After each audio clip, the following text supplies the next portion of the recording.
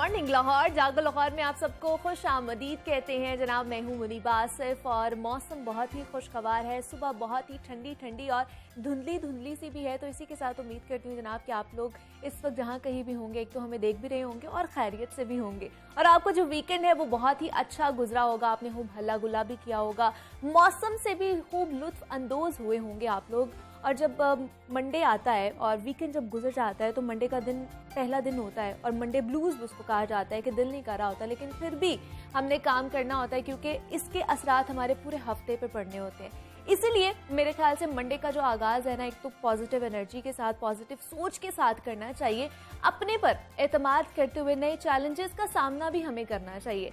अपने गोल्स को हासिल करने के लिए एक तो फोकस्ड रहना बहुत ज्यादा जरूरी है, और बाज़ औक़ात हमारी नाकामी की वजह भी यही होती है कि हम दूसरों का मुकाबला करते रहते हैं अपने साथ कि फलां ने इतनी जल्दी अपनी मंजिल हासिल कर ली है या कोई चीज़ हासिल कर ली है। लेकिन एक चीज़ जो हम लोग भूल जाते हैं, जो हमें याद रखनी चाहिए, कि हर इंसान की जो कैपेसिटी है वो मुख्तलिफ होती है। हर इंसान दूसरे इंसान से मुख्तलिफ होता है। तो जिस तरह चांद और सूरज अपने अपने वक्त पर ही चमकते हैं, उसी तरह इंसान भी अपने अपने वक्त पर ही कामयाब होते हैं।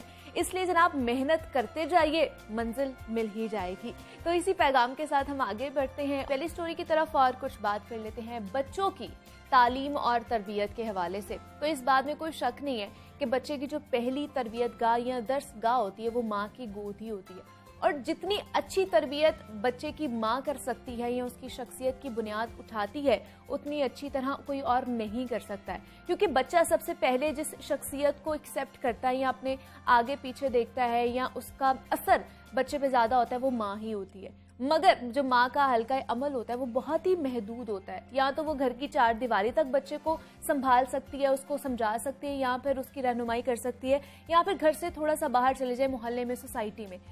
उससे आगे का जो इख्तियार है उसके पास नहीं होता है। और यहाँ से जिसकी जिम्मेदारी शुरू होती है, उसका किरदार शुरू होता है, वो है उस्ताद। जब बच्चा घर और मोहल्ले से निकलकर उससे आगे की दुनिया को खोजने की कोशिश करता है, तो बच्चे की शख्सियत पर जनाब किसका असर ज्यादा होता है, माँ या फिर उस्ताद? और उन दोनों हस्तियों के बच्चे की शख्सियत पर असरात को बेहतर बनाया जा सकता है, इस पर आज हम बात करेंगे। और इसके साथ साथ एक और अहम मसला है जो बच्चों को दरपेश होता है कि वो उनकी ज़हनी सेहत का, क्योंकि बच्चों की जिस्मानी नशोनुमा और सेहत का तो भरपूर ख्याल रखा जाता है, लेकिन उनकी ज़हनी सेहत पर उतना ध्यान नहीं दिया जाता। तो बच्चों की ज़हनी सेहत कैसे हम बेहतर बना सकते हैं, इस पर आज हम बात करेंगे। हमारे साथ इस वक्त मौजूद हैं माहिर नफ्सियात हैं मेरी परवेज़ है। मेरी, मैं आपको खुश आमदीद कहती हूँ। जागो लाहौर में कैसी हैं आप? मैं बिल्कुल ठीक हूँ, हाउ आर यू? मैं भी बिल्कुल ठीक ठाक। मेरी, जैसे मैं बात कर रही थी कि माँ बच्चे की पहली दर्सगाह होती है जो उसको सिखाती है, लेकिन उसका जो कह ले के पैरामीटर्स होते हैं ना, वो बहुत लिमिटेड होते हैं। तो उसके बाद आता है उस्ताद की बारी, जो बच्चे को सिखाता है, बताता है कि दुनिया में क्या क्या होता है। तो इन दोनों में से सबसे ज्यादा जो असर है वो किसकी शख्सियत करती है बच्चे के ऊपर? अच्छा, ये एक इंटरेस्टिंग सवाल इसलिए है क्योंकि हम हमेशा कंपैरिजन करना चाहते हैं कि कौन बेहतर है, या किसकी जो हमारी शख्सियत या कैरेक्टर बिल्डिंग जिसको कहते हैं, उसके अंदर कंट्रीब्यूशन किसका ज़्यादा है, हाँ। पेरेंट्स का, माँ का, या टीचर्स का।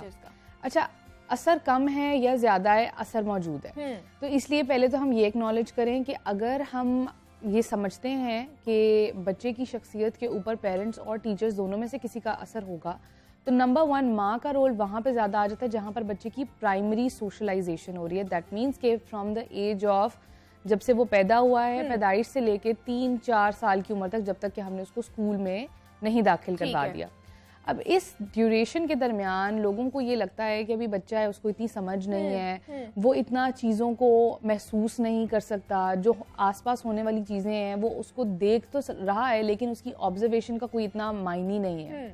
हालांकि यही वो प्राइमरी एज है जिसके अंदर बच्चा अपनी ऑब्जर्वेशन से अपने इमोशंस की बेस बना रहा होता है। ठीक है। आप उसके अच्छे और बुरे जो ऑब्जर्वेशन है उसकी बेसिस के ऊपर उसकी पर्सनालिटी बिल्ड हो रही होती है। अगर वो कोई ट्रॉमा देखता है, घर में कोई डोमेस्टिक वायलेंस देखता है, घर में कोई ऐसा बिहेवियर देख रहे हैं अपने पेरेंट्स के दरमियान में, अपनी अम्मी का जो बिहेवियर बच्चे के साथ है, for example there some moms जो बहुत कोल्ड होंगे, बिल्कुल निगलेक्ट कर रहे होंगे, कुछ पेरेंट्स ऐसे हैं जो कि बहुत ज़्यादा इन्वॉल्व होंगे, और फिर कुछ पेरेंट्स ऐसे हैं जो कि कोशिश कर रहे होते हैं एक्सपेरिमेंटेशन करके, ट्राई एंड टेस्टेड चीज़ों को एक्सपेरिमेंट करके कि शायद ये चीज़ वर्क करेगी।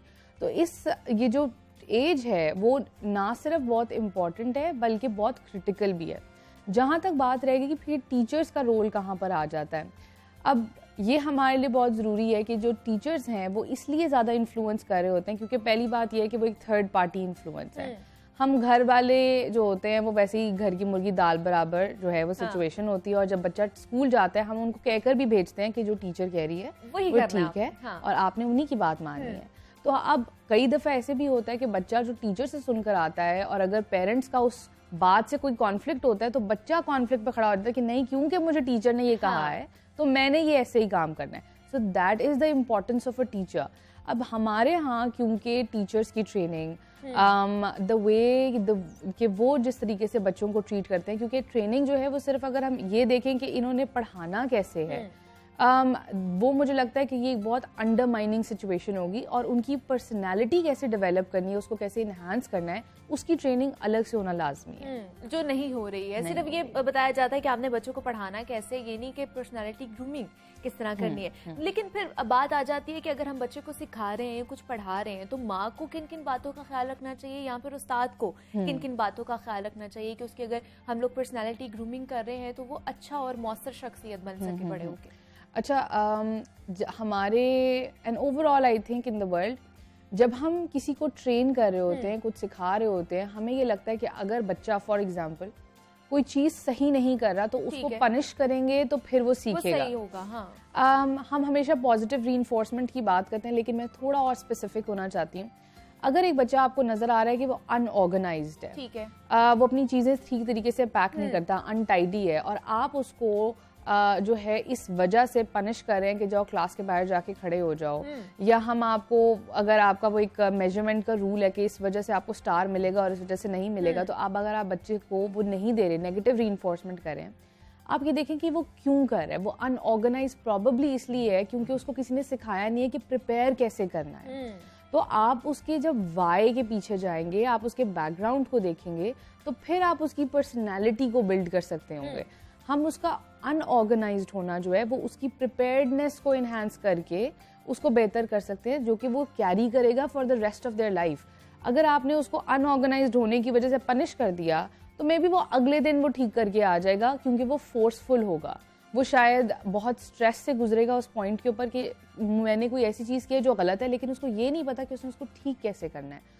तो आप उसको ठीक होने के तरीके बताएं, डायरेक्शन बताएं, स्ट्रैटेजीज बताएं, ठीक है, ना कि ये कि आप उसको पनिश पहले करें। पनिशमेंट कुछ थियोरीज के मुताबिक थोड़ा सा स्ट्रेस अगर आप किसी को देते हैं तो वो उसको एनकरेज कर सकता है या मोटिवेट कर सकता है उस चीज़ पर फोकस करने के लिए। लेकिन क्योंकि हम कॉर्पोरल पनिशमेंट जिसको कहते हैं कि जिसमें बच्चे को आप मारते हैं, चाहे वो घर वाले हैं चाहे वो बाहर है। रिसेंटली मैं एक कॉफ़ी शॉप पर बैठी हुई थी और शाम का वक्त है, और बच्चा जो है वो जो खाने की चीज़ें हैं वो उठा उठा के नीचे फेंक रहा है। उसकी अम्मी थोड़ी देर उसको बर्दाश्त करती है, और उसके बाद उन्होंने इतनी ज़ोर से उसके मुंह पर थप्पड़ मारा कि पूरे हॉल के अंदर वो आवाज़ थी, और मैं बिल्कुल साथ वाले टेबल पर बैठी हुई थी, एंड मुझे लगा कि वो मुझे ही चपेट पड़ी है शायद, इतनी ज़ोर से उन्होंने मारा। एंड वो बच्चा मेरा ख्याल है 1.5-2 साल से ज़्यादा उसकी उम्र नहीं होगी। मैं उस बच्चे की बॉडी लैंग्वेज में देख रही थी कि वो बिल्कुल एक एबनॉर्मल रिएक्शन था, जिसका मतलब ये था कि वो आदी है इस तरह की चीज़ों का। बिल्कुल stunned, no tears, just embarrassed, इधर उधर देख रहा है कि किसने मुझे देखा है। अब आपने बच्चे में क्या इनकलकेट किया है कि आप गलती करोगे, आपको इंसल्ट किया जाएगा, आप सोशली एम्बैरेस्ड हैं, दैट्स ओके, आपको फिजिकल पेन दिया गया और आपका जो है बर्दाश्त करो, मतलब आप उसकी सेल्फ रिस्पेक्ट भी उसमें से निकाल रहे हैं। आप उसको इस तरीके से पेशेंट बनाने की कोशिश करें कि जो आपके साथ हो उसको बर्दाश्त करो किसी तरह से। अब इसके 2 जो हैं वो कॉन्सिक्वेंसेस हो सकते हैं, या तो वो बच्चा बहुत ही ज़्यादा इन हिमसेल्फ इंट्रोवर्ट हो सकता है, या फिर वो बिल्कुल रिबेलियस हो जाएगा, और दोनों ही केसेस जो हैं वो बैलेंस नहीं है, और फिर पेरेंट्स ही बाद में कंप्लेन करेंगे। एग्जैक्टली मतलब हम लोग ये नहीं सोचते, मतलब बहुत से ऐसे भी पेरेंट्स होते हैं ना जो दूसरों का गुस्सा बच्चों पे आके निकाल देते हैं, फादर होते हैं या फिर इवन के मदर्स भी होती हैं, किसी और चीज पे गुस्सा होता है, बच्चों को पकड़ के पीट दिया, मार दिया, डांट दिया इवन के, तो वो बच्चों के अंदर एक अजीब सी चीज पैदा, खुद एतमादी खत्म हो जाती है, ये कह सकते हैं उनके अंदर। तो वो बड़े होके फिर उनको किस तरह की जो उनकी पर्सनैलिटी है वो बनना शुरू हो जाती है। अगर आपने कभी नोटिस किया हो, हम अगर किसी ऐसे बच्चे को आप देखें जो कि बहुत ही, आप कहेंगे जी ये पेरेंट्स के साथ बहुत बदतमीजी करता है, उल्टे जवाब देता है, या उनको सुनना नहीं चाहता, टाइम नहीं स्पेंड करना चाहता साथ में। इसके अगर मैं आइडेंटिफाई करूं तो मुझे कोई 2 रीजंस लगते हैं। नंबर 1 ये कि हम अपने बच्चों को कैसे जवाब दे रहे होते हैं जब वो हमसे कांस्टेंट सवाल कर रहे होते हैं। ठीक है। हम उनकी क्यूरियोसिटी को डिस्करेज करते हुए हम उनको ऐसे जवाब स्नप डाउन करते हैं कि ताकि ये चुप कर जाएं और मेरी कन्वीनियंस इसी में है कि ये ज़्यादा बात ना करे क्योंकि मुझे और चीज़ें हैं जिन पर फोकस करना है। जब बच्चा बड़ा होता है आप नोटिस करें कि बुजुर्गों के साथ भी हमारे यही हो रहा होता है कि हम उनको नहीं सुनना चाहते। हम उनको कहते हैं कि बस आप चुप कर जाएं और हम अवॉइड करना चाहते हैं उनके साथ इंटरेक्शन। अब अगर देखा जाए तो हमारी ट्रेनिंग वहीं से है। हमें इसी तरह से ट्रेन किया गया है कि अगर कोई कॉन्स्टेंटली सवाल कर रहा है, कोई क्यूरियस है, कोई आपसे बात करना चाहता है, टाइम स्पेंड करना चाहता है, बच्चा आपके साथ खेलना चाहता है, तो आप उसको एक ऑब्जेक्ट पकड़ा देते हैं, एक डिवाइस पकड़ा देते हैं to spend time with them. हम उसको ये सिखा रहे हैं कि ह्यूमन इंटरेक्शन जरूरी नहीं है। हाँ। अब आपके पास चीजें हैं जिस पे आप रिलाई कर सकते हो और आप उसको मटीरियलिज्म की तरफ भी लेकर जा रहे हैं। तो अगर हम देखें तो हम अपने बच्चों को आज जो हम जो है ना ब्लेम कर रहे होते हैं कि ये जनरेशन जो है ये ठीक नहीं है, ये ठीक नहीं है, बहुत गैजेट्स पे चली गई हुई है, लोगों से मिलती नहीं है, इंटरेक्शन नहीं करती, तो हम खुद ही बना रहे हैं। हाँ, कि हम कहते हैं कि ये हमारे साथ वक्त नहीं गुजारना चाहते, ये बदतमीज हैं, इनको बात करनी नहीं आती है, इनके पास कम्युनिकेशन स्किल्स नहीं है। हमने ये सारी चीजें उनसे खुद ही ली हैं अपनी कन्वीनियंस के चक्कर के अंदर। और अब अगर हम इनको ब्लेम करना चाहते हैं तो आई थिंक नंबर 1 अपनी ट्रेनिंग करना बहुत जरूरी है। इसके अंदर प्रोफेशनल्स का काम पे काम आ जाता है। अगर टीचर्स और क्योंकि मदर्स की हम स्पेसिफिकली बात कर रहे थे, ये एक ऐसी चीज़ है जो कि पहली बात होलिस्टिकली अगर देखा जाए तो हम ये नहीं कह सकते कि एंटायरली मदर की गलती है या एंटायरली टीचर की गलती है। हाँ। अब और आइड से कि हम इवन अगर मदर को ना इसके अंदर पूरा डालें और अगर हम पेरेंट्स एज होल अगर बोले कि पेरेंट्स इन ऑल एक रोल मॉडल होना चाहिए एक बच्चे के लिए कि उसने कैसे अपनी कैरेक्टर बिल्डिंग जो है उस बच्चे की कैसी होगी। तो दोनों का रोल है और इम्पॉर्टेंट रोल है। अगर बच्चा घर आ रहा है और उसको ये मदर जो है या पेरेंट्स जो है वो ये कहकर एक कॉन्फ्लिक्ट में डाल देते हैं कि नहीं नहीं जो टीचर ने कहा है वो स्कूल तक है। हाँ। और अब जो हमने करना है वो घर पर एक अलग सिचुएशन है, आप उसको एक मेंटल कॉन्फ्लिक्ट में डाल रहे हैं और एक बच्चा वो इस तरह ड्यूल पर्सनालिटी नहीं हो जाता मेरी कि घर में कुछ और है और बाहर जाके वो कुछ और है। अच्छा, इसके ऊपर एक डिफरेंट थोड़ा सा टेक ये हो सकता है कि आप रोल्स प्ले कर रहे हैं। ठीक है। एवरीवेयर जो रोल आपका अभी इस वक्त कैमरा के सामने है वो रोल आपका घर जाकर अम्मी के साथ नहीं होगा।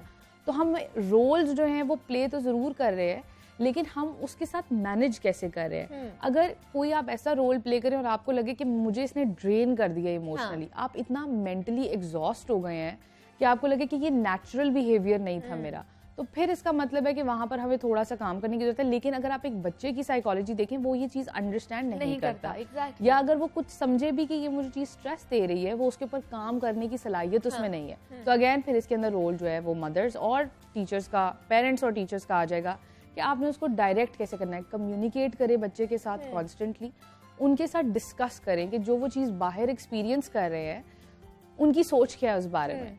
आप उसको सिखाएंगे to have a perspective to life कि जिंदगी के अंदर अगर आप कोई चीज़ें एक्सपीरियंस कर रहे हैं वो छोटी बड़ी चीज़ें माइनर मेजर हैं, तो आपका क्या नजरिया उसको देखने का ताकि आप उसको कम्युनिकेट करना सीखें। एग्जैक्टली, कम्युनिकेट करना बहुत ज़्यादा ज़रूरी है। वो जो एक बैरियर्स आ जाते हैं ना पेरेंट्स के अंदर और बच्चों के अंदर, उसको नहीं लेकर आना चाहिए।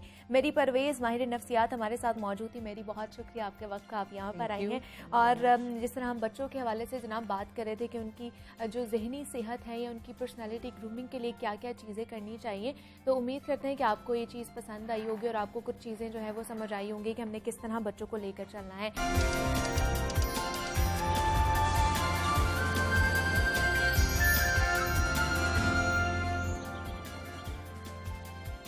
वेलकम बैक टू जागो लाहौर। जनाब, इंटरनेट का ये ज़माना है और दुनिया भर में ई कॉमर्स और फ्रीलांसिंग इंडस्ट्री तेज़ी से फ़रोग पा रही है। और फ्रीलांसिंग से मुतल्लिक ये कहा जाता है कि अगर आपके पास कोई भी स्किल्स हैं तो आप उन स्किल्स की मदद से लोगों को सर्विसेज मुहैया करके पैसे कमा सकते हैं। और हज़ारों पाकिस्तानी नौजवान इस वक्त फ्रीलांसिंग की मदद से लाखों रुपए भी कमा रहे हैं।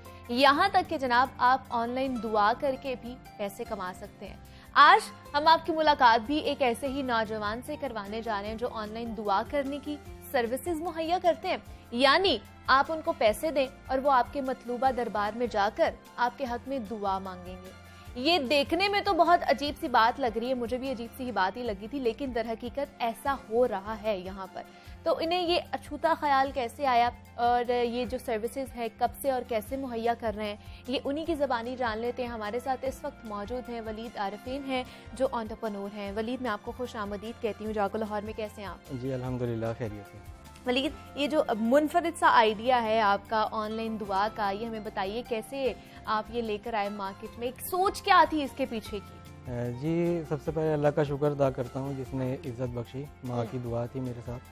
तो सोच एक्चुअली ये थी कि मेरी, क्योंकि देखें मैं फ्रीलांसर हूँ, ग्राफिक डिज़ाइनर, तो इस तरह की मैं वर्ल्ड वाइड जो है सर्विसेज ऑलरेडी दे रहा हूँ। ठीक है। तो मेरा जो है बुज़ुर्गों से निस्बत है, मैं दाता साहब अक्सर जाता रहता हूँ, अच्छा। वहाँ पे हाज़िरी होती है। तो जो है मैं सोचता था कि ओवरसीज़ पाकिस्तानियों के लिए हम इस तरह से क्या कर सकते हैं। जो एक कोविड का एक गैप आया हुआ था, जिस लोग नहीं आ पा रहे थे पाकिस्तान और वो मतलब फंसे हुए थे, और अभी भी मैं देखता हूँ जब जाता हूँ कि एक कमी है।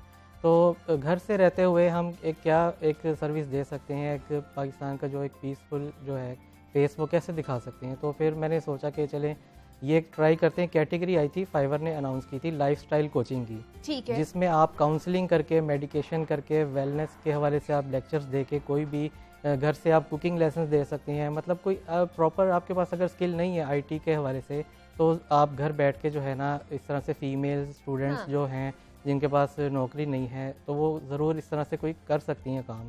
तो जो है फिर मेरे आइडिया आया कि चले देखते हैं कि इसको एक टेस्ट के तौर पे मैंने बनाया। मुझे अंदाज़ा नहीं था कि ये कोई इतना वायरल होगा और जो है एक ऐसा इतना बड़ा रिस्पांस आएगा कि जो है मुझे टाइम तक नहीं मिलना। अच्छा। तो फिर मैंने जो है इस पे वर्क किया, इसका प्रॉपर एक ऐड बनाया कि क्यों ना हम एक दुआ वाली फैसिलिटी मैं दूं। एक तो था तो एक प्राइवेट, मैंने कहा किसी को पता तो नहीं चलेगा, चले एक दुआ एक इंडिविजुअली मैं जाऊंगा, यहाँ से ऑर्डर लिया और जाके वहाँ दाता साहब जब मैं जाता हूँ उनके लिए भी मैं एक दुआ कर दिया करूँगा अपने बिहाफ पे, उनके बिहाफ पे अल्लाह से। तो जो है और साथ में जो मकसद था ना, एक जो मेन जिसको इग्नोर किया जा रहा है वो ये कि गरीबों को एक खाना तकसीम हो रहा है वहाँ पे। तो ये एक अच्छी चीज़ नहीं है कि अगर कोई बंदा 7 समंदर पार बैठा हुआ है और वहाँ घर बैठे जो है वहाँ से अगर एक ऑर्डर प्लेस करता है, यहाँ पे कुछ गरीबों के पेट में खाना चला जाता है।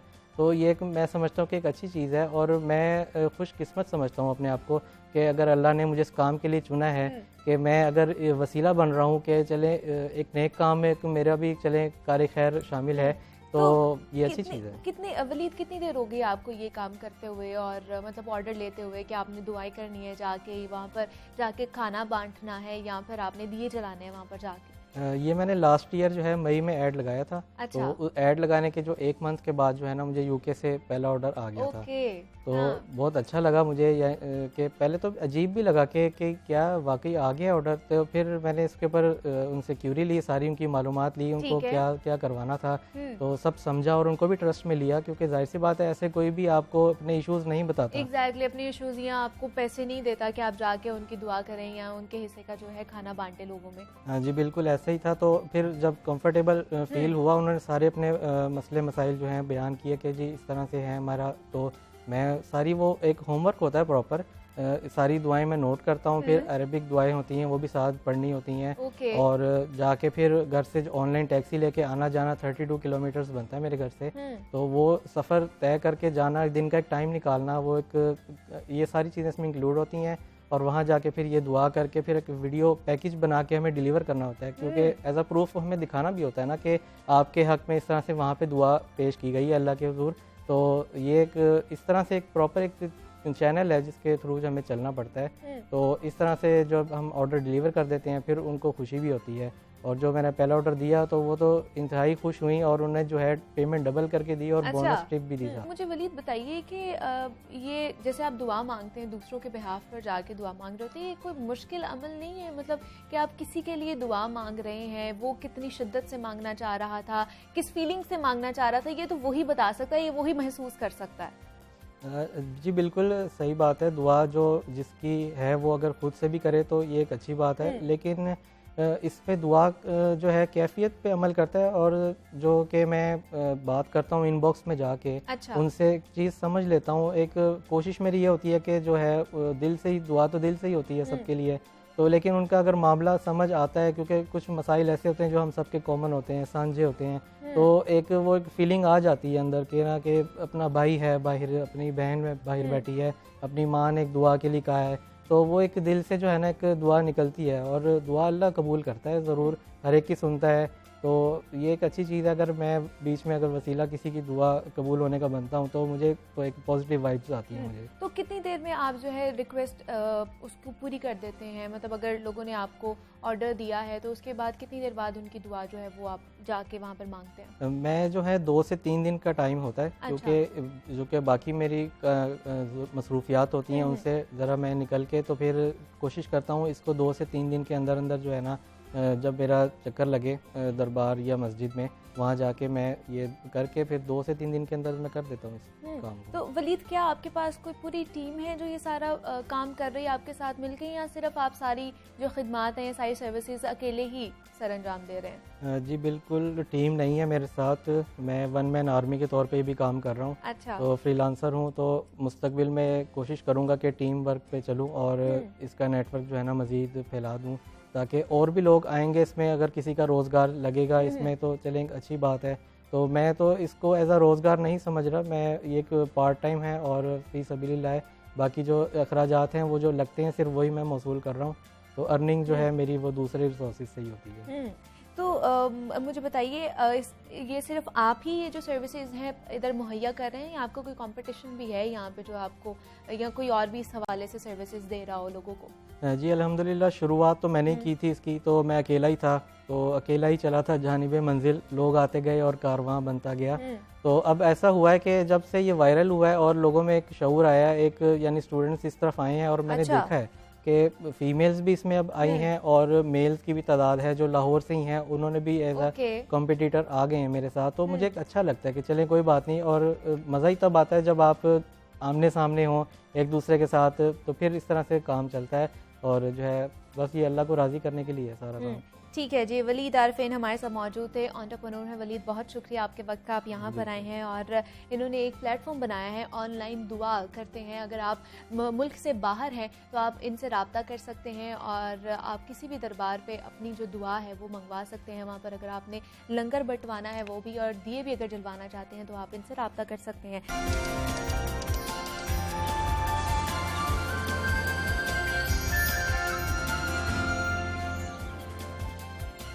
वेलकम बैक टू जागो लाहौर। जनाब, अब कुछ बात कर ली जाए महलिक कोरोना वायरस के हवाले से, तो कोरोना वायरस की 5वीं लहर तेजी के साथ फैल रही है और इस वायरस की नई किस्म ओमिक्रॉन शहरियों को अपनी लपेट में भी लेती जा रही है। रोजाना की बुनियाद पर सैकड़ों नए केसेस जो है हमारे सामने आ रहे हैं और माहिरीन की जानिब से बढ़ते हुए केसेस के बायस तशवीश का इजहार किया जा रहा है और इस बात का भी खदशा जाहिर किया जा रहा है कि महलिक वायरस की मजीद खतरनाक इकसाम भी सामने आ सकती हैं। तो इसलिए हमें एहतियाती तदाबीर को मुस्तकिल तौर पर अपनाना होगा और commissioner Lahore captain retired Mohammad Usman की जानिब से इस खतरे के पेश नज़र घर घर तक मास्क पहुंचाने के लिए वेयर मास्क मुहिम शुरू कर दी गई है और इस मुहिम के मकासद क्या हैं और उसके तहत क्या क्या इकदाम किए जाएंगे, इस पर हम बात करेंगे। हमारे साथ इस वक्त मौजूद हैं कमिश्नर लाहौर हैं कैप्टन रिटायर्ड मोहम्मद उस्मान है। सर, मैं आपको खुश आमदीद कहती हूँ जागो लाहौर में। सर, हम देख रहे हैं कि लाहौर में कोरोना जो है फैलता जा रहा है और ख़ास तौर पर जो ओमिक्रॉन के केसेस हैं वो बहुत ज़्यादा बढ़ते जा रहे हैं। तो इस हवाले से आपने नई कैंपेन वेयर मास्क भी शुरू कर दिया, तो हमें बताइएगा ये आइडिया क्या है और कब से इसके ऊपर इम्प्लीमेंट किया जाएगा?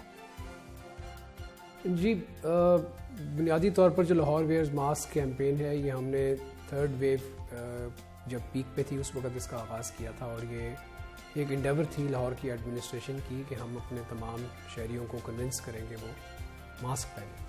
और इस हवाले से हमने मुख्तलिफ़ जगहों के ऊपर कैंप्स लगा के मसाजिद में, चर्चेज़ में, जो हमारी ऐसी मार्केट्स हैं जहाँ पर रश ज़्यादा होता है वहाँ पर लोगों को मास्क तकसीम भी किए। और फिर पाकिस्तान पोस्ट के साथ मिलके लाहौर में ऐसे इलाकों में जहाँ पर पॉजिटिविटी रेट बहुत ज़्यादा थी वहाँ पर हमने ये मास्क डिस्ट्रीब्यूट किए और इसके बैक एंड के ऊपर एक एनालिसिस हुआ कि जिन जिन जगहों पे ये मास्क डिस्ट्रीब्यूट किए गए वहाँ पर जो हमारी पॉजिटिविटी है उसके ऊपर उसका क्या इम्पैक्ट आया। और हमें 2 चीज़ें हमने ख़ास तौर पे ऑब्ज़र्व की। एक तो ये कि जो मास्क पहनने का रुझान था उसमें एक खातिर ख्वाह इजाफा देखा गया और ये जो इजाफा देखा गया ये बुनियादी तौर पर एक सरकारी रिपोर्ट नहीं थी बल्कि इसमें हमारे साथ लम्स के यंग बच्चे बच्चियां शामिल थे जो इंडिपेंडेंटली जाकर ये एनालिसिस करते थे और हमें रिपोर्ट देते थे।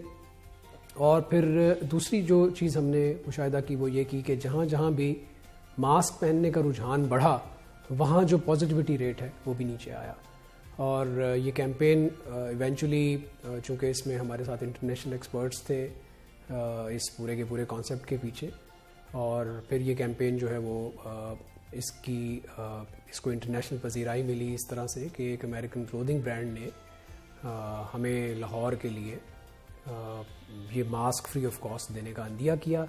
और इस दरमियान में फिर थोड़ा जो वक्त लगा वो इसकी जो ट्रांसपोर्टेशन कॉस्ट थी उसको सिक्योर करने के लिए, और ऑब्वियसली ये चूँकि फिर शिप होके आने थे तो अब ये हमारे पास ये मास्क पहुँचे। और इंसिडेंटली ये इन टाइम है फॉर द करंट वेव जो कि ओमिक्रॉन की वेव है और जिसकी वजह से अब हमारे केसेस में इजाफा हो रहा है।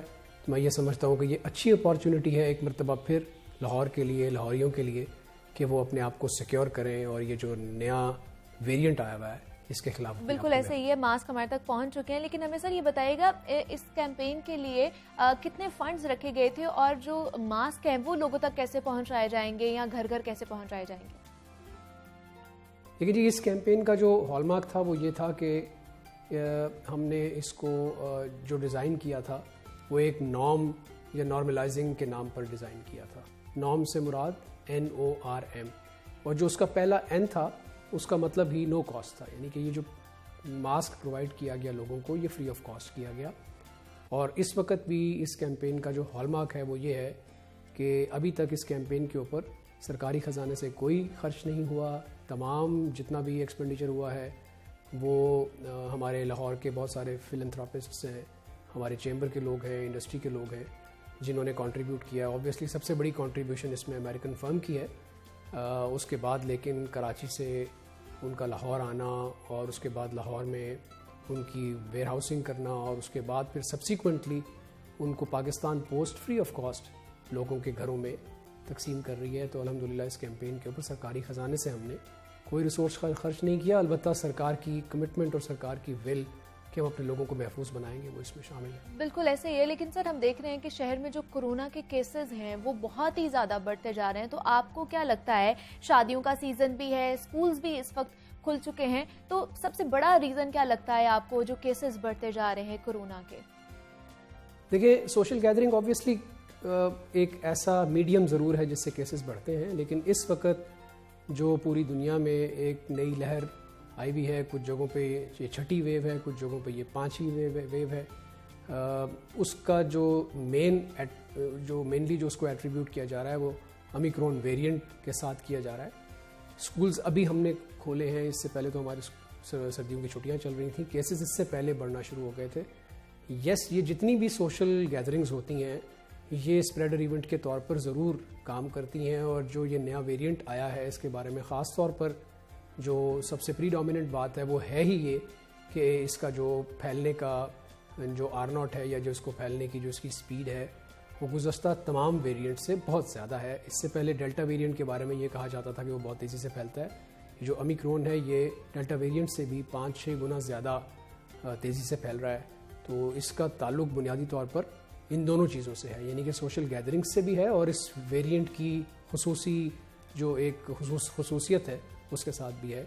हमें एहतियात करनी चाहिए, और अगर हम एहतियात की बात करें तो सोशल डिस्टेंसिंग, मास्क का पहनना और अपने आप को वैक्सीनेट कराना उसमें बिल्कुल ऐसे ही है, एहतियात करनी चाहिए। लेकिन सर हालिया रिपोर्ट के मुताबिक ये है कि 66% जो शहरी हैं उन्होंने अपनी दूसरी डोज ही नहीं लगवाई है। तो आपको नहीं लगता कि क्या इस वक्त अग्रेसिवली हमें जो है वैक्सीनेशन की जो डोजेज हैं या वैक्सीनेशन ड्राइव शुरू करने की ज़रूरत है? आप लोगों ने क्या प्लान बनाया हुआ है? जी बिल्कुल है। ऑब्वियसली एक जो पूरी दुनिया से जो मुशाहिदा सामने आया है वो यही आया है कि जो लोग भी वैक्सीनेटेड थे वो कम इफ़ेक्ट हुए हैं, उनका इफ़ेक्ट होने का जो रेशियो है या जो उसकी तादाद है वो बहुत थोड़ी है। सो तमाम लोगों को अपने आप को वैक्सीनेट कराना चाहिए ताकि आपके ख़िलाफ़ इम्यूनिटी इस बीमारी के ख़िलाफ़ आपके जिस्म में बने। और हम एक डोर टू डोर कैंपेन चला रहे हैं लाहौर में, और हमारी ये सब लोगों से गुजारिश है कि प्लीज़ अपने आप को, अपने प्यारों को वैक्सीनेट कराएं। अगर आपको 6 माह से ज़्यादा का अरसा हो गया है तो फ्री ऑफ कॉस्ट आपको वैक्सीन अवेलेबल है। प्लीज़ 1033 पे कॉल करें, अपने नियरेस्ट सेंटर का मालूम करें और वहाँ से जाके अपने आप को वैक्सीनेट कराएं। ठीक है, लेकिन सर अगर लोग एहतियात पर तैयार नहीं होते हैं या एहतियात नहीं करते हैं तो हमें बताइएगा, क्या इंतज़ामिया लॉकडाउन का ऑप्शन भी इख्तियार कर सकती है? लॉकडाउन लग सकता है? देखिए जी, ये एक ऐसा सवाल है जो हर वेव में हुकूमत से पूछा गया है और ऑब्वियसली हुकूमत ने कोई भी लॉकडाउन खुशी के साथ या मर्ज़ी के साथ नहीं लगाया। जब सूरत हाल ऐसी हो जाए कि हमें अपने हेल्थ सिस्टम को कोलैप्स होने से बचाने के लिए सोशल डिस्टेंसिंग या सोशल मेजर्स पे कर्ब्स लगाने पड़े, तभी इस तरह के कठिन फैसले लिए जाते हैं। हम उससे पहले बारहा लोगों से अपील करेंगे, गुजारिश करेंगे कि वो नौबत ही ना आने दें कि हमें लॉकडाउन की तरफ जाना पड़े और एहतियात करें, सोशल डिस्टेंसिंग के प्रिंसिपल्स पे अमल दरामद करें, मास्क लाजमी पहन के निकलें घर से और पुरजुम जगहों पे जब भी जाते हैं तो प्लीज़ इस बात का ख़ास ख्याल रखें कि आपने मास्क पहना हुआ है, अपने हाथों को बार बार धोइए और वैक्सीनेशन जो है वो बहुत इंपॉर्टेंट है। तमाम लोग जिन्होंने वैक्सीनेशन नहीं कराई वो अपने आप को वैक्सीनेट करवाएं, जिन्होंने सेकंड डोज नहीं लगवाई वो सेकंड डोज लगवाएं, जिनके लिए बूस्टर डोज एलिजिबल हो गई भी है वो बूस्टर डोज लगवाएं। लेकिन सर मुझे ये भी बताइएगा कि कोरोना के जो बढ़ते हुए केसेस हैं उनसे निपटने के लिए या हमारा हेल्थ सिस्टम तैयार है और हमारे हेल्थ सिस्टम पर कितना दबाव बढ़ सकता है अगर ये इसके केसेस बढ़ जाते हैं तो? देखिए जी, अल्हम्दुलिल्लाह अभी तक हमारा हेल्थ सिस्टम कोलैप्स नहीं किया। हमने हर वेव में ये देखा, ख़ासतौर पे पहली वेव में जब बहुत ज़्यादा स्केयर था और बहुत ज़्यादा लोग शदीद बीमारी ना होने की सूरत में भी हॉस्पिटल्स का रुख कर रहे थे, तो हमारे हेल्थ सिस्टम ने कोलैप्स नहीं किया। ये ज़रूर होता है कि हेल्थ सिस्टम फिर उस वक्त सिर्फ और सिर्फ एक बीमारी को देख रहा होता है और बाकी जो बीमारियाँ हैं उन पर तवज्जो उस तरह से नहीं होती। लेकिन मैं ये समझता हूँ कि हमारा हेल्थ सिस्टम बिल्कुल इंशाल्लाह ताला कोलैप्स नहीं करेगा। हमारे अंदर ये कैपेसिटी भी मौजूद है, हमारे डॉक्टर्स की मज़ीद बेहतर ट्रेनिंग होगी भी है और ना बेड्स की कमी है, ना दवाइयों की कमी है, ना हमारे पास ह्यूमन रिसोर्स की कमी है। इंशाल्लाह ताला हम कोप अप करेंगे। बट इस बात का ताल्लुक बहरहाल इस बात से है कि लोग कितना एहतियात करते हैं और कितना ज़्यादा सीरियस लेते हैं इस करंट वेरिएंट को और कितना ज़्यादा अपने आप को प्रोटेक्टेड रखते हैं against this virus as well as कितनी ज़्यादा प्रोटेक्शंस या कितनी ज़्यादा प्रिकॉशंस लेते हैं। लेकिन सर अगर दूसरी तरफ मार्केट्स का रुख किया जाए तो आपको नहीं लगता कि मार्केट्स में कोरोना इन्फोर्समेंट टीमें जो है मुकर्रर करने की ज़रूरत है वहाँ पर, क्योंकि वहाँ पर बहुत ज़्यादा जो है पाबंदियों पर नहीं अमल किया जाता है। तो आपको क्या लगता है पांचवी लहर को शिकस्त दी जा सकती है? जी बिल्कुल। हमारी इस वक्त एक ऑब्लिगेटरी रिजीम चल रही है वैक्सीनेशन के हवाले से और हमारी मुख्तलिफ औकात में हमारी टीम्स मुख्तलिफ मार्केट्स का विज़िट करके ये इंश्योर करती हैं कि जो बिज़नेस प्रेमिसेस हैं उसके अंदर सिर्फ और सिर्फ वैक्सीनेटेड लोग ही अवेलेबल हों। इसी के साथ साथ सोशल डिस्टेंसिंग और जो ऑक्यूपेंसी के हमारे लेवल्स हैं उनको भी चेक किया जाता है। और मेरी गुजारिश होगी तमाम लोगों से कि इंडिविजुअल सतह पर ज़रूर इस बात को अपने जहन में रखिए कि ये बीमारी आपको अफेक्ट कर सकती है और अगर आप खुद एहतियात करेंगे तो किसी भी किस्म की इन्फोर्समेंट की ज़रूरत नहीं है। लोगों को चाहिए कि वो इस बात को रियलाइज़ करें कि अल्टीमेटली अगर हमारी इकॉनमी इफेक्ट होती है तो हर शख्स के ऊपर उसका डायरेक्टली और इनडायरेक्टली इफेक्ट। बिल्कुल ऐसे एक commissioner Lahore captain retired Mohammad Usman हमारे साथ मौजूद है। सर आपका बेहद शुक्रिया, आपने अपने स्केड्यूल में से हमारे लिए टाइम निकाला है। और जिस तरह हम बात कर रहे थे कोरोना के हवाले से कि इसके केसेस जनाब बढ़ते ही जा रहे हैं और सर ने भी जैसे कहा कि एहतियात करने की बहुत ज़्यादा ज़रूरत है हमें ताकि हमारे ऊपर दोबारा से पाबंदियाँ ना लगें।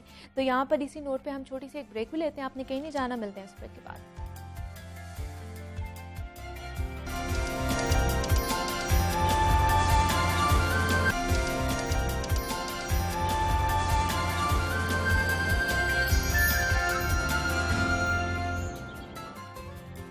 जनाब जागो लाहौर में आपको एक मर्तबा पर खुशामदीद कहते हैं। ब्रेक से हम वापस आ चुके हैं। सेगमेंट है ये हमारा फैशन की दुनिया, जिसमें हम बात करते हैं बदलते मौसम के बदलते तकाजों के हवाले से और हमारे फैशन गुरु हमें फैशन के बदलते ट्रेंड्स के हवाले से अच्छी अच्छी टिप्स भी देकर जाते हैं। तो जनाब मौसम में सरमा जो अपने अरूज पर है इस वक्त और इस मौसम को शादियों का सीजन भी कहा जाता है क्योंकि शादियां बहुत ज्यादा होती हैं। और आज हम बात भी करेंगे कि फैशन की दुनिया में इस वक्त क्या इन हो चुका है और क्या आउट हो चुका है। और वैसे भी इतनी महंगाई हो चुकी है ना कि हर किसी को तलाश होती है कि कुछ ऐसी टिप्स मिल जाएं हमें जिसमें पैसे भी कम खर्च हों और लेटेस्ट फैशन ट्रेंड्स में भी हम जो है वो फॉल करते चले जाएं।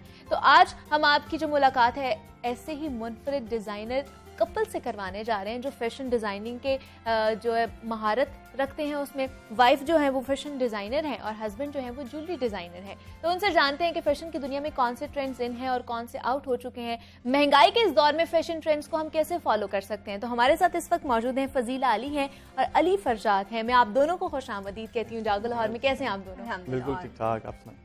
मैं भी बिल्कुल ठीक ठाक। सबसे पहले तो फजीला आप ही से स्टार्ट कर लेते हैं क्योंकि हर किसी की पहले सबसे ज्यादा डिमांड होती है कि हम लोग कपड़े लेंगे देन उसके साथ दूसरी चीजें मैचिंग होंगी। तो हमें बताइए ड्रेसेस के हवाले से कि क्या चीजें इन हो चुकी हैं, क्या आउट हो चुका है। राइट, सो बेसिकली हम स्टार्ट करेंगे FAF से, जिसका हमारा basically medallion dust is an umbrella brand और Fazila Ali Farzad is a line extension of medallion dust, जिसके अंदर हमने अभी नए कट्स और नई डिटेल्स को इंक्लूड किया है where every single detail is created with so much love and so much passion कि किस तरह से हम नए फैशन को आगे लेके जा सकते हैं। ठीक है, हमारा फर्स्ट वॉल्यूम जिसका नाम अल्फाज है, जिसके अंदर हम लोगों ने बेसिकली बाइफिकेट किया है कैजुअल और सेमी फॉर्मल्स को।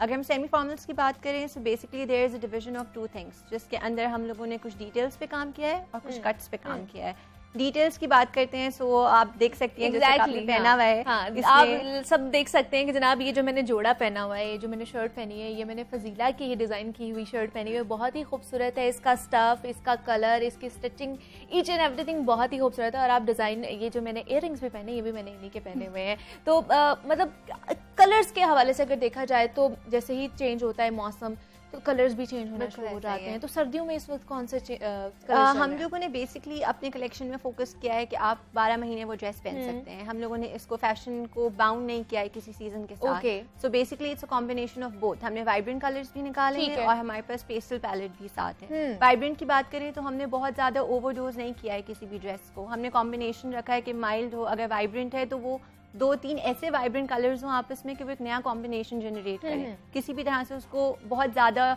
डेप्थ में नहीं गए हैं कि कलर अपनी पहचान छोड़ दे। ठीक है। और अगर हम पेस्टल्स की बात करें तो उसके अंदर भी हमने बहुत लाइट टोन्स में ही रखा है कि इफ इट्स पेस्टल तो 2-3 पेस्टल्स मिलके एक पेस्टल टोन में ही रहें। So that is our focus कि सिंपल स्लीक लुक दे रहा हो, लॉन्ग कुर्ताज हो टाइट फिटेड पैंट्स के साथ। ठीक है। सो वी थिंक ये ज्यादा अच्छा भी लगेगा। एग्जैक्टली। अली आ जाते हैं ज्वेलरी की तरफ, क्योंकि हमारा जो है ना बहुत इंपॉर्टेंट हिस्सा होता है ज्वेलरी। हमारी ड्रेसेस के साथ मैच होनी चाहिए, बहुत अच्छी एलिगेंट सी होनी चाहिए। तो ज्वेलरी के हवाले से हमें बताइए कब से आपने ये स्टार्ट किया और आजकल क्या इन है? Medallion dust got established in 2016। Okay. और हुआ ये कि ड्यूरिंग द डिग्री मुझे फील हुआ कि मुझे कुछ बेसिकली एक आर्ट से लगाव था। फिर जब कपड़ों की साइड पे आते थे तो एक ऑलरेडी एक बड़ी स्टेबल मार्केट थी और कंपटीशन भी बहुत ज़्यादा था। हाँ। प्लस मेरा पर्सनल एक बड़ा आर्ट से ज़ाती लगाव इतना था कि फिर मुझे था कि यार मैं कुछ ऐसा करूं कि ना, अच्छा मैं जो डिग्री कर रहा था वो बिल्कुल डिफरेंट थी। अच्छा। तो फिर during the degree I switch to some jewellery courses and entrepreneurship courses और उसके बाद फिर बिस्मिल्लाह की और करते करते 6 साल हो गए। ठीक है। और अब ये है कि एक पाकिस्तानी कल्चर के अंदर आप कह सकते हैं कि जो हैंडमेड ज्वेलरी है वो जो आर्टिजन्स थे उनका काम ऑब्सलीट होता जा रहा था उस मार्केट से। कि हम कहते थे कि हमारे पाकिस्तान में इम्पोर्टेड स्टफ बहुत ज़्यादा इम्पोर्ट होना चाहिए। तो मेरा था कि मैं मेड इन पाकिस्तान को प्रमोट करूं। और वो जो आर्टिजन्स हैं जिनका काम थोड़ा सा पीछे हट रहा है, जिस तरह अब अगर मैं आपको कैमरा यहाँ पे दिखा सकता हो तो ये इम्प्रेशन डाई से बना हुआ एक आर्टिकल है। ठीक है। और ये एक बलोची सकाफत को थोड़ा सा, इसको तौक कहते हैं, ये बलोची सकाफत को बड़ा रिप्रेजेंट करता है। फिर आपके सामने जो पड़ा हुआ है ये सारे हैंडमेड आर्टिकल्स हैं जिनके अंदर प्रॉपर 24 के गोल्ड प्लेटिंग हो रही है, real mother of pearl use हो रहा है। तो एक जो मुगलिया एक कल्चरल हमारा जो सब कॉन्टिनेंटल आर्ट था उसको लेके चला और उसको आप लेकर चल रहे हैं अभी तक। तो कितना डिजाइनिंग किस तरह की जाती है, कितना प्रोसेस इसका क्या होता है? प्रोसेस करीबन एक आर्टिकल जो हैंडमेड है that takes around 7 to 8 stages. Okay. ठीक है। अगर आप जब स्केच करते हैं एक माइंड से, उसके बाद आप एक उसका जिसको हम अपनी जुबान में मास्टरपीस कहते हैं वो आर्टिजन स्क्रैच से बनाता है सिल्वर से। फिर हम उसकी डाइंग पे आते हैं, फिर उसमें से कास्टिंग निकलती है और ये कोई 8 to 10 डेज का एक प्रोसेस होता है। ठीक है, और उसके बाद एक एंड प्रोडक्ट यूजर तक जाता है जिसको वो देखता है और वो हैरान रह जाता है कि जनाब जो हमने चाहा था वैसे ही हमें मिल रहा है। बिल्कुल हाँ। तो मुझे बताइए फजीला, आपको कितनी हेल्प होती है? आप दोनों हस्बैंड वाइफ हो, एक दूसरे के साथ शेयरिंग भी करते होगे कि अच्छा मैं ये डिजाइन बना लूं, अली कहते होंगे मैं ये डिजाइन बना लूं, ये मिक्स एंड मैच हो रहा था, किस तरह शेयरिंग? बिल्कुल ऐसा ही है, पूरा दिन यही चलता है, नो मैटर वो सुबह है रात है शाम है, हर वक्त यही काम हो रहा होता है। पहले मैं अकेला था, अच्छा, फिर सिंस वी गॉट मैरिड, ठीक है, तो अब हम 2 पागल इकट्ठे हो गए और सुबह से शाम तक हमारा सिर्फ काम होता है और कुछ नहीं होता। ठीक है। तो फजीला आपका इसमें इंटरेस्ट था कि आपने ड्रेस जो है ये लाइन करनी है या इंस्पिरेशन हासिल की आपने अली से? नहीं, ये शादी से पहले का शौक है जो शादी के बाद जरा डबल होके इनहैंस हो गया है। अच्छा। सो ऑब्वियसली कपड़े हैं तो ज्वेलरी साथ है, ज्वेलरी है तो कपड़े साथ है, इट्स मिक्स एंड मैच। तो I guess it's a bonus कि आप दोनों चीजों को फैशन में, ऑब्वियसली फैशन इंडस्ट्री में अगर आपने जाना है तो ये वो दोनों चीजें हैं जो मस्ट है for every gathering, no matter where you are going. तो ये है कि ये चीज काफी इंशाल्लाह we have high hopes for future. और दूसरा जैसे फजीला आजकल मैं बता रही थी कि शादियों का सीजन भी है, जैसे ही सर्दी आती है शादियां भी होना शुरू हो जाती हैं, तो उस हवाले से बताइए उसके आपकी कोई लाइन आ रही हो, कोई आप लोगों ने प्रिपरेशन की हो? बिल्कुल ऐसा। अच्छा मैं बताती हूँ, अभी basically it's just 1 week back हम लोगों ने स्टार्ट किया है। और अभी जो लाइन है वो उसमें we are just into semi formals and casuals. ठीक है। हमारी जो लुक्स हैं वो सिर्फ इवनिंग गैदरिंग्स की हैं कि आपके घर में कोई फंक्शन है या आपने कहीं जाना है, इवन ऑफिस गैदरिंग्स हैं, हमने उसको अभी सिंपल रखा है। कंफर्टेबल ड्रेसेस हैं जो लड़कियों को आजकल पसंद है कि लूज हो और ढीले कंफर्टेबल हो, इजी गोइंग हो, नो मैटर आप कहाँ जा रहे हैं, आपने बस एक ज्वेलरी का पीस लेके उसको हेवी से लुक देनी है और सिंपल स्टाइलिश रहना है, कंफर्टेबल है। सो अभी ये है बस, ऑब्वियसली इंशाल्लाह with time we are planning to be moving to the formal dresses and then इंशाल्लाह ब्राइडल्स। तो लेट्स सी कि कहाँ जाते हैं। अभी तो जो नेक्स्ट लाइन है that is again semi formal and casual.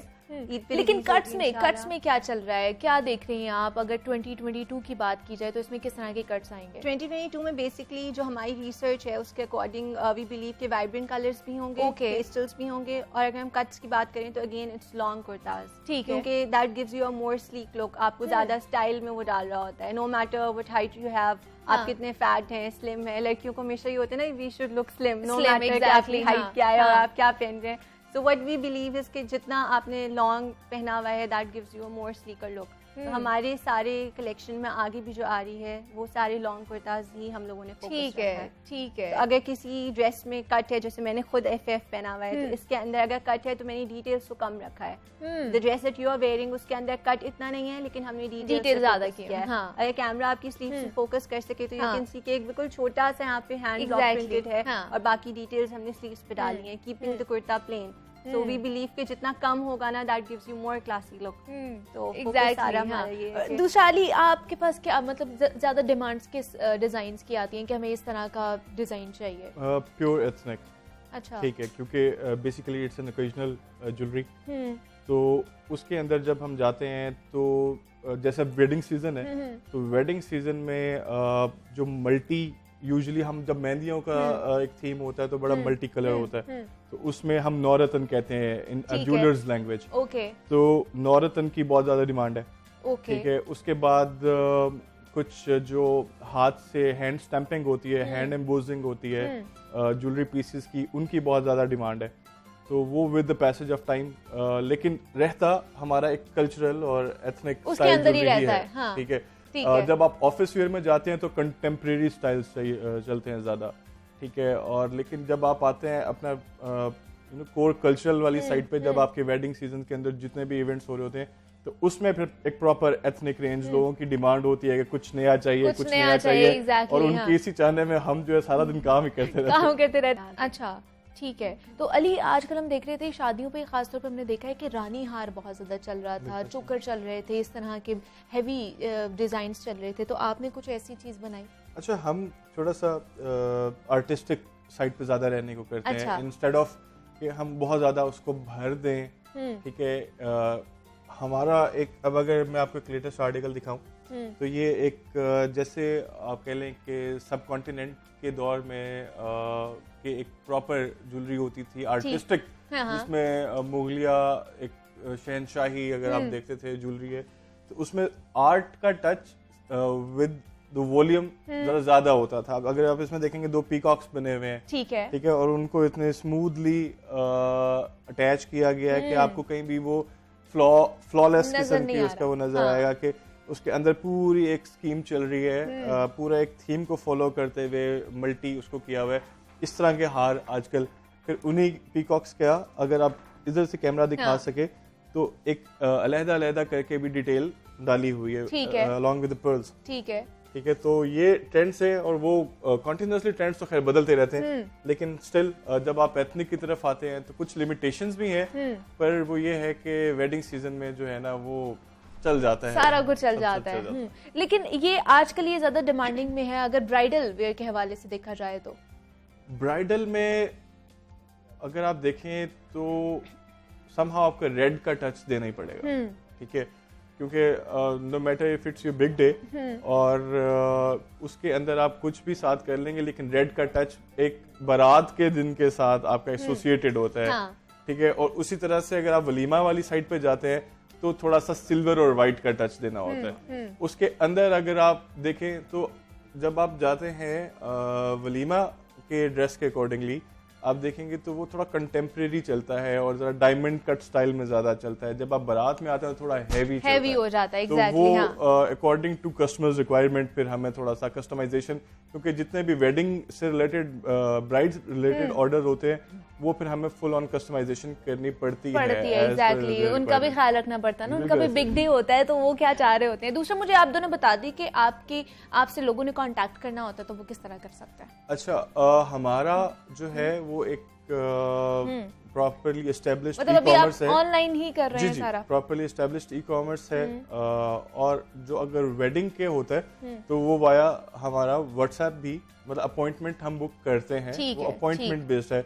Otherwise www.medallion.com वहाँ जाके जो है इनसे कांटेक्ट कर सकते हैं। हमारे साथ फजीला अली और अली फरजाद मौजूद थे। आप दोनों का बहुत शुक्रिया, थैंक यू सो मच कि आप लोग यहाँ पर आए हैं। और जिस तरह हम ड्रेस और ज्वेलरी के हवाले से बात करते हैं कि जनाब नए मौसम में नए ट्रेंड्स में कौन सी चीज़ें इन हो चुकी हैं, कौन सी चीज़ें आउट हो चुकी हैं, उस हवाले से हमने बात की है। और अब मुझे आपने इजाज़त देनी है, कल आपसे दोबारा मुलाकात होगी।